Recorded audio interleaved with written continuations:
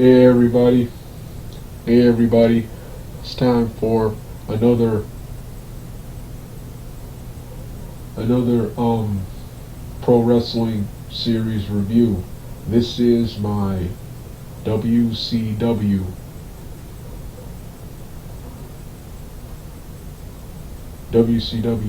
from 1998 through 2001 pay-per-view series review.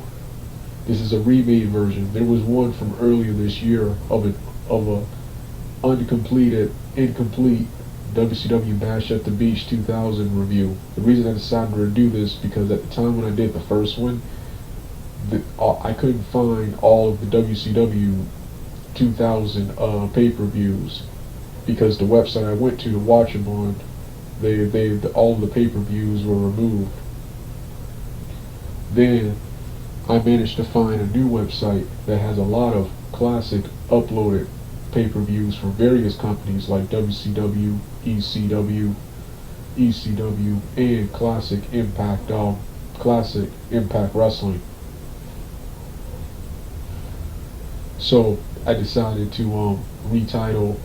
I'll finish that other Bash at the Beach one, but this is the brand new intro to the brand new series I'm going to be doing. I'm going to be doing webcam and narration picture versions.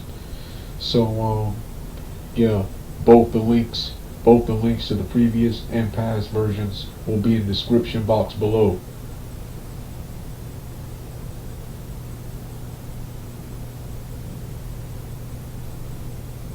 Some of my favorites will have multiple reviews, one with every match on it, and some with some of my favorite and best matches from the card. So, with that being said, let's get started right now. Let's go back in time to when wrestling was great.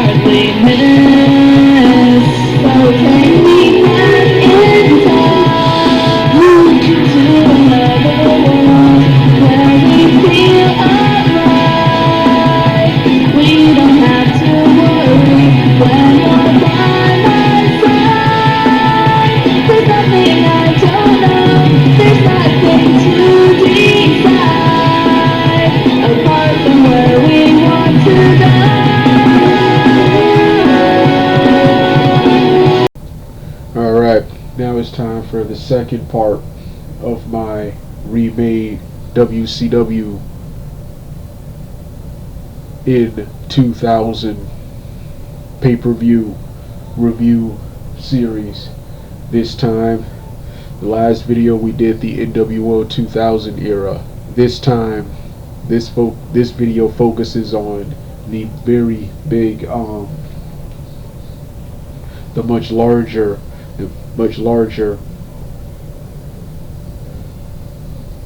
Millionaires Club versus New Blood feud. This was the whole Vince Russo and Eric Bischoff returning to television and relaunching WCW. Both Vince Russo and Eric Bischoff, after being fired and sent home several months ago, both made their returns to television and in storyline joined forces to form a brand new heel faction group to call the New Blood, which featured anyone 39, 38 and younger. They feuded with the Millionaires Club. Anyone 40 and up, 40 and up was the Millionaires Club, who were the baby faces. In real life, the idea was, one of the main reasons WWE was able to regain the advantage over WCW in the Monday Night Wars was because they focused on, instead of relying on wrestlers from the past, they focused on and put over established new stars like Stone Cold Steve Austin, The Rock, Triple H, Mick Foley, and so many more. So WCW tried that here, and I've said it once, I've said it 1,000 times. This, in my opinion, was one of my all-time favorite angles, and I think it's one of the best and most underrated. If WCW had did this 1 or 2 years before, WCW, in my opinion, would still be in business today. One of the biggest issues WCW had was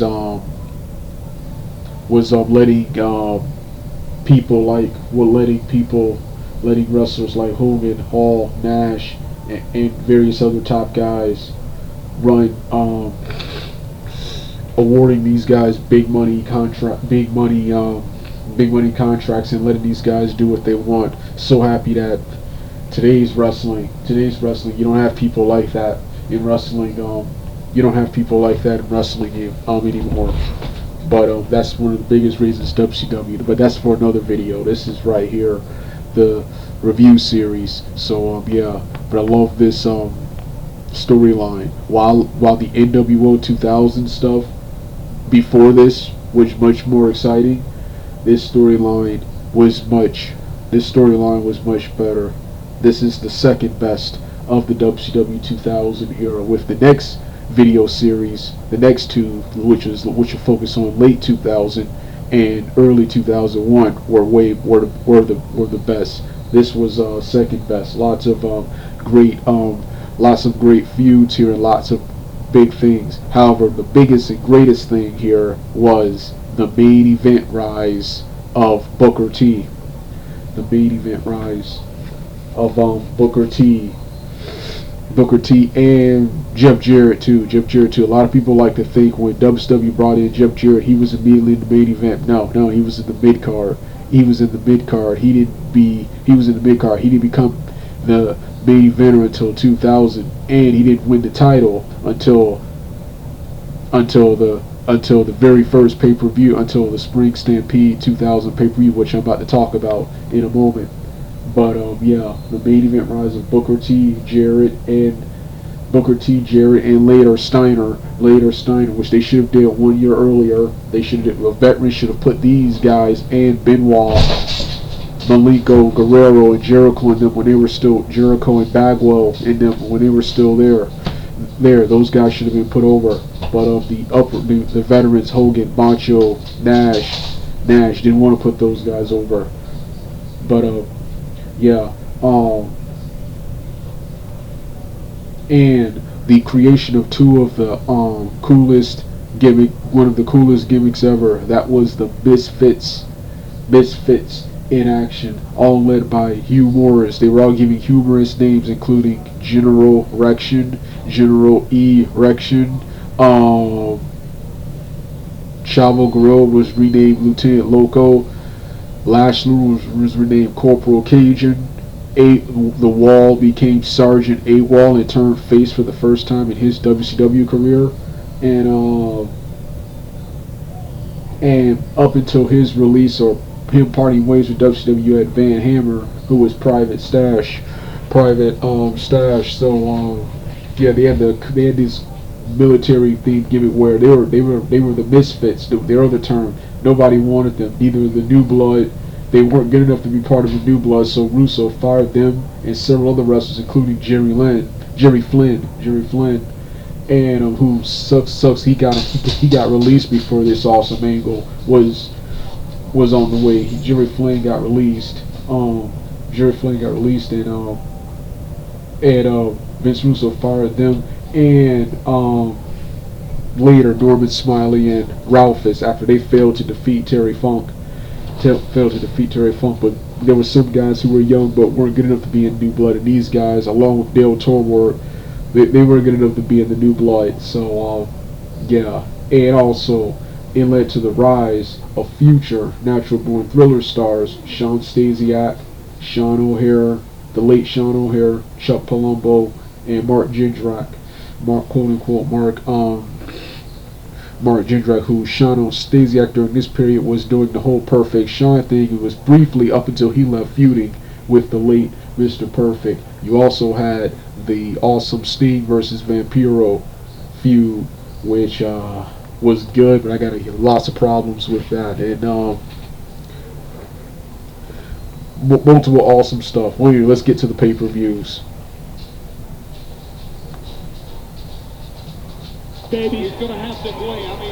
The first pay-per-view on this list was Spring Stampede 2000, one of my all-time favorites and one of WCW's best, and one of their best all-time wrestling cards. You had so many awesome matches. First off, you had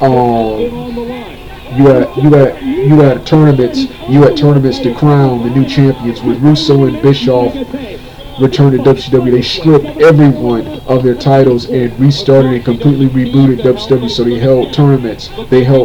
For each title, while completely retiring the television title, which I remember seeing the television title disappear around this time. Anyway, the show started off with Ric Flair in the total package, with Elizabeth defeating the Harris Brothers and the Mamalukes in a World Tag Team Championship semi-final match. You also had, to this day I do not remember this, you also had Mancow with Al Roker Jr., Turd the bartender, and Freak defeating Jimmy Hart in a on the condition of Sting. Wait a minute. Defeating Jimmy Hart. To this day, I don't remember that. Then you got Scott Steiner defeating Wall. Pretty good, but short, big man match for United States Championship, a quarter-final match. Mike Awesome defeating Ernest the Cat Miller in a quarter-final match. Shane Douglas and Buff Bagwell defeating Harlem Heat 2000, Stevie Ray and Big T with Jay Biggs and Cash in one of Big T's final appearances. One of the best matches, Sting defeating Booker T. Sting defeated Booker T in a United States quarterfinal match. Vampiro in one of the other better matches, Vampiro defeating Kitman in a United States title quarterfinal match. Terry Funk defeating Norman Smiley in a hardcore match for the vacant WCW Hardcore Championship. Scott Steiner defeated Mike Awesome by submission to advance in the United States tournament. Sting defeated Vampiro by submission to once again advance. Chris Candido with Tammy Sitch, The Artist with Paisley, Juventud, Shannon Moore with Shane Helms, and Lash LaRue Oh yeah, Chris Candido defeated the Artist, Juventud, Shannon Moore, and Lash LaRue and Crowbar with Daphne to win the cruiserweight, to win the Vega Cruiserweight Championship in a 6-way match. The next match had Shane Douglas and Buff Bagwell with Vince Russo defeating Ric Flair in the total package to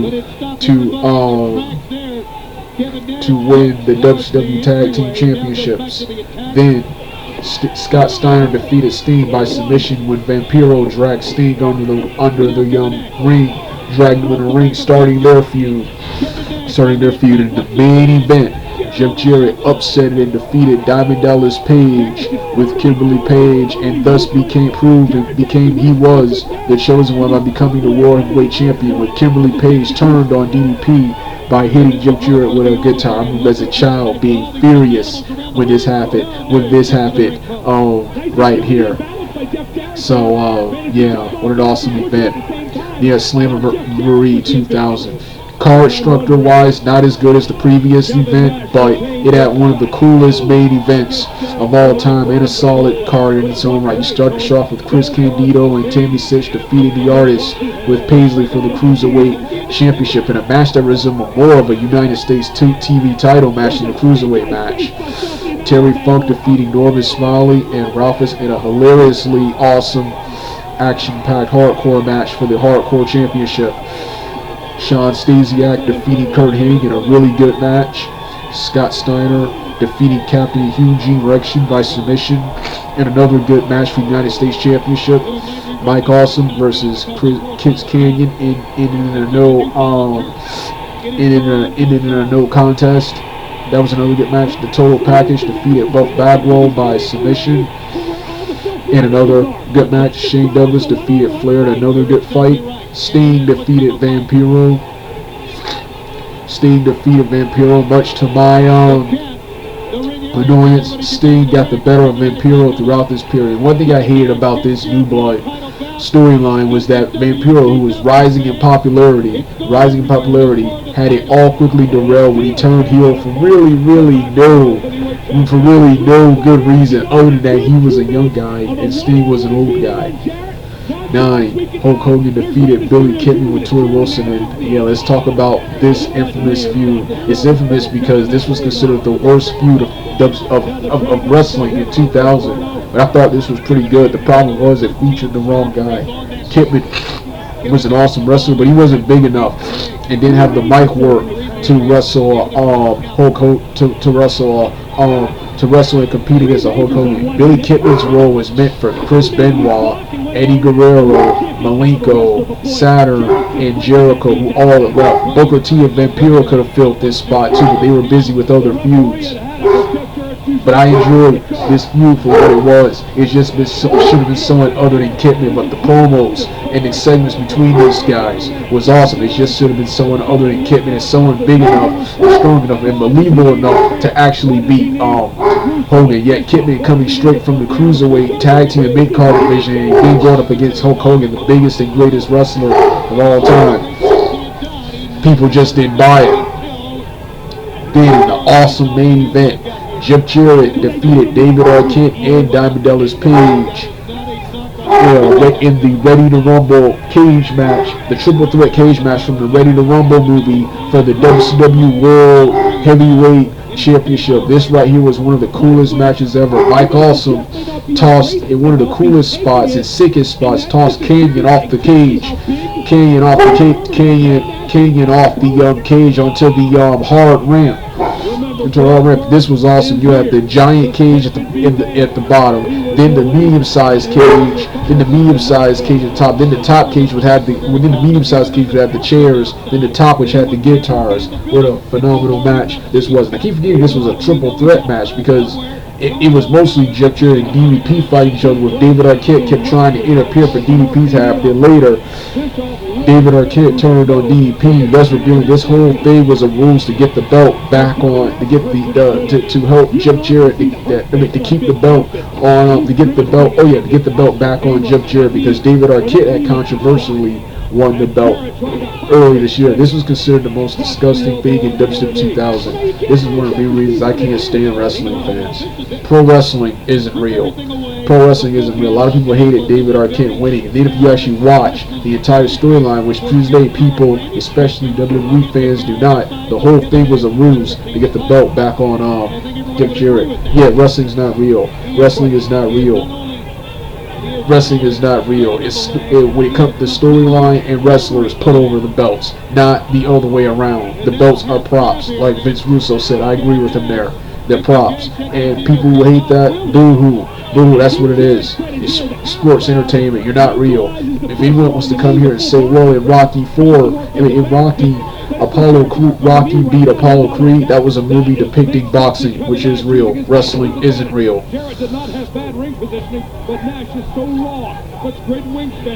But but another awesome pay-per-view. Now we get the Great American Bash. This is probably, if I had to choose what was the weakest show during this period, it will probably be here. This show had a solid card and a lot of good matches, but other than Goldberg turning heel and joining the New Blood, nothing really exciting really happened on this show. The opener, you had Lieutenant Loco defeating Disco to retain the Cruiserweight Championship. Chronic, Brian Adams, and Brian Clark defeating the Mamalukes, Big Vito, and Johnny the Bull in a pretty good #1 contenders match for the Tag Team Championships. One of the best matches. Mike Awesome defeated Diamond Dallas Page with Canyon turned on DDP. To my anger, and DDP would take some time off of WCW and return later on that year in the next era. G.I. Bro, Booker T's other gimmick. He defeated Shawn Spears in an awesome boot camp match. Shane Douglas defeated The Wall in a pretty good tables match. In one of the other good matches of the night, in my opinion, it ended too quickly. But Scott Steiner with Madeja and Shakira defeated Rick Steiner and Tank Abbott in a handicap asylum match. I love Tank Abbott, one of the most underutilized wrestlers during this period. They mostly had him feuding with Nick Carter's and Jobbers. But he should have been fighting the top stars and should have at once won the heavyweight title, because realistically, Tank Abbott was the toughest guy there. He could have beat anyone on that roster. But this Steiner Brothers feud was pretty good. Next was Hollywood Hulk Hogan defeating Billy Kidman. And I thought this match was better than their Slamboree match. He defeated Hollywood Hulk Hogan returned instead of the cool New Blood character. We had Hollywood Hulk Hogan return, which was pretty cool as a kid seeing the Hollywood character return as a heroic character. Ric Flair defeated David Flair with Ric Flair's family by ringside, and Vince Russo in the corner of David Flair in another good match. That's another memorable match. Vampiro defeated Sting in probably the most memorable match from this pay-per-view in the Human Torch match. One thing that's interesting was Sting being set on fire, but it wasn't Sting. I think it was Christopher Daniels as a wrestling working as a stunt double for Sting. But anyway, remember the Sting being set on fire was one of the scariest things I've seen as a child. Then in the main event, it was Kevin Nash once again politicking his way into another main event. Jeff Jarrett too, but Jeff Jarrett was actually talented.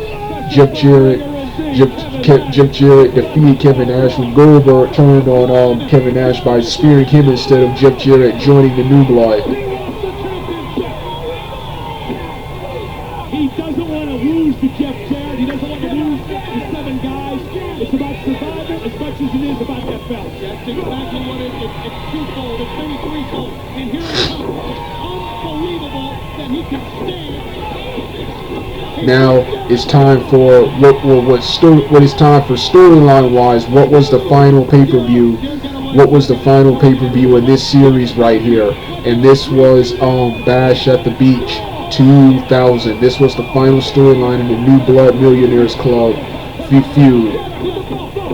How many people does one man have to fight? Apparently 7. This was a phenomenal pay-per-view. This pay-per-view gets a lot of flack for what happened in the Hollywood Hulk Hogan versus Jeff Jarrett main event main event. I remember seeing that as a kid and not knowing what the hell was going on. All I knew was my favorite thing about this show. This was Booker T's night. When Vince Russo came out and announced Booker T will be taking Hollywood Hulk Hogan's place and he will be fighting Jeff Jarrett for the World Heavyweight Championship. Who's going to rip on it? It's going to be the cat. Jeff Jarrett. It will be Hulk Hogan. It will be Hollywood Hulk Hogan defeating. It will be Booker T wrestling Jeff Jarrett for the vacant World Heavyweight Championship. I'm gonna give my thoughts on this storyline, how I feel about it as an adult later in this review right here. But let's get to the card itself. But I thought this was another awesome card in pay-per-view from WCW in 2000. The first you had Logo Chavo Guerrero defeating Juventud to retain his cruiserweight championship. Big Vito defeated Norman Smiley and Ralphus in an awesome, hilarious three-way for the Hardcore to win the Hardcore. To retain his Hardcore championship. He had to retain it. He won it from Terry Funk on a Thunder or Nitro before this. Yeah, Daphne with Crowbar defeated Miss Hancock and David Flair in a wedding gown match, which was okay, but to this day I don't remember this. For Chronic, Brian Adams and Brian Clark defeating the Perfect Event, Sean Stasiak and Palumbo in an awesome tag team match for the World Tag Team title. Chris Kanyon defeated Booker T in another good match. Mike Awesome defeated Scott Steiner with Medeja by disqualification. Vampiro defeated the Demon in one of probably the most memorable match from this card, the Graveyard match, where they started in the graveyard and the first person to go to the ring, make it to the ring won. Next was Shane Douglas defeating Buff Bagwell in a singles match, another favorite match of mine. Hollywood Hulk Hogan. Oh yes, now we get to the controversy. But before that, before I get to the controversial Hollywood Hulk Hogan versus Jeff Jarrett match, let's talk about the match that immediately went after that, before the actual main event, and that was Goldberg versus Kevin Nash with Scott Hall's contract on the line. For the first time ever, I always liked Goldberg more than Kevin Nash. I would put Kevin Nash as one of my top heels from WCW 2000, alongside Jeff Jarrett, Scott Steiner, and Triple H from WWE. But Kevin Nash kind of went back and forth. He started the year as a heel. Then during the Millionaires Club feud became a babyface. Then when this storyline ended, became a heel again. Then the Natural Born Thrillers turned on him, turning him face again for the remainder of WCW. But this is the only time I rooted for Kevin Nash over Goldberg, because I wanted Scott Hall back in WCW. But now as an adult, I kind of root for Goldberg more, even though I did want Scott Hall back, because I understand the storyline from Goldberg's point of view. Goldberg was like, I gave you guys a hero, and then later you try to cheer Kevin Nash and Scott Hall, the guys who kind of ended up destroying WCW. And Goldberg was kind of preserving and saving WCW even more by forcing Scott Hall out of WCW and trying to force Kevin Nash out of WCW later. Storylines like this will continue later in this review series, but right now let's get to the main event. Yeah, and Goldberg won when Scott Steiner turned on Kevin Nash, beginning his epic heel run, which dominated the remainder of WCW. Then you got the real main event. Vince Russo came out in the Hollywood Hulk Hogan match between him and Jeff Jarrett. Jeff Jarrett mysteriously laid down. As a kid, I didn't know what the hell was going on. Jeff Jarrett, and then Hulk Hogan cut a shoot promo that I didn't understand a word of. Me being younger, thinking wrestling was real and not knowing the business yet, did not know what the hell was going on when Hulk Hogan